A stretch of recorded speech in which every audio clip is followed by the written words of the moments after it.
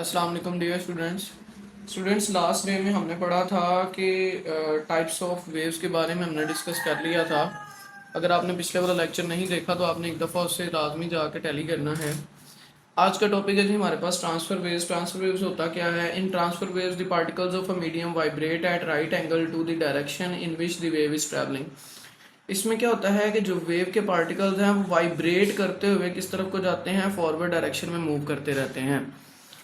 इसके एक्सप्लेनेशन की तरफ चलते हैं। This perpendicular vibration causes the energy so to transfer through the medium without any significant forward movement of the particle themselves. इसमें क्या होता है कि जो एनर्जी का ट्रांसफर होता है वो मीडियम की वाइब्रेशन की वजह से होता है कि पार्टिकल्स वाइब्रेट करते हुए क्या करते हैं? आगे की तरफ मूव करते हैं। जब वो आगे की तरफ मूव करते हैं तो वो एनर्जी को भी ट्रांसफर करते रहते हैं।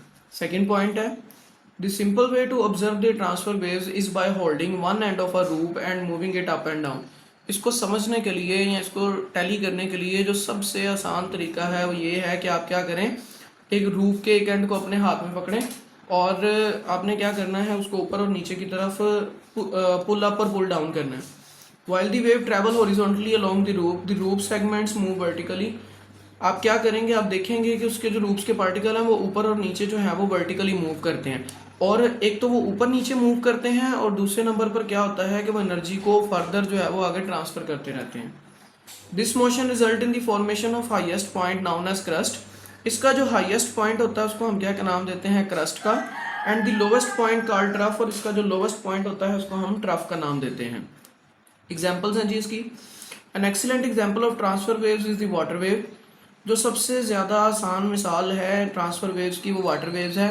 As the waves moves forward across the water surface the water molecules move up and down rather than along the with the wave.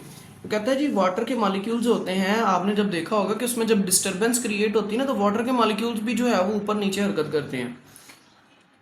N other important example of electromagnetic radiation such as light, radio waves and X raise.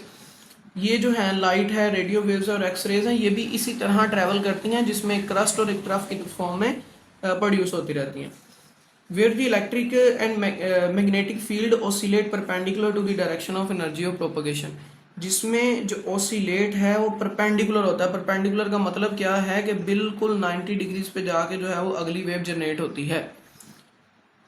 और इससे क्या होता है? Energy propagate होती है। Propagate का मतलब क्या? एनर्जी भी इसके साथ साथ ट्रांसफर होती रहती है। बच्चों ट्रांसफर वेव्स जो हैं एक ऐसी वेव्स होती हैं, अगर हम इसको सिंपल वे में समझना चाहें तो ट्रांसफर वेव्स ऐसी वेव्स होती हैं जिनमें एक क्रस्ट और एक ट्रफ होता है। अब हमें ये भी पता होना चाहिए कि जो अपर पार्ट है उसको क्रस्ट कहते हैं और जो लोअर पार्ट है उसे ट्रफ कहते हैं। बेटा एक क्रस्ट से दूसरे क्रस्ट तक का जो दरमियानी फासला है वो क्या कहलाता है? वेवलेंथ कहलाता है। इसी तरह एक ट्रफ से दूसरे ट्रफ के दरमियान का जो फासला है वो क्या कहलाता है? वेवलेंथ कहलाता है। वेवलेंथ इसके नाम से जाहिर हो रहा है, एक वेव से दूसरी वेव की लेंथ। एक क्रस्ट से दूसरे क्रस्ट तक के दरमियान का जो लेंथ है वो क्या कहलाती है? उसकी वेवलेंथ कहलाती है। इसके अलावा ट्रांसफर वेव्स जो हैं वो एक इम्पोर्टेंट पार्ट प्ले करते हैं हमारे इस लॉन्ग क्वेश्चन में, जिसमें वो क्वेश्चन पूछ सकता है कि जी वेव्स की डिफाइन करें और ट्रांसफर वेव्स को एक्सप्लेन करें। तो ट्रांसफर वेव्स को आपने एज अ लॉन्ग क्वेश्चन भी प्रिपेयर करना है और एज अ शॉर्ट क्वेश्चन भी, ये बड़ा इंपॉर्टेंट है, तो शॉर्ट में भी प्रिपेयर करना है आपने इसको। आज के लिए बेटा सिर्फ ट्रांसफर वेव्स हैं। Thank you for watching this video. Take care. Allah हाफिज़।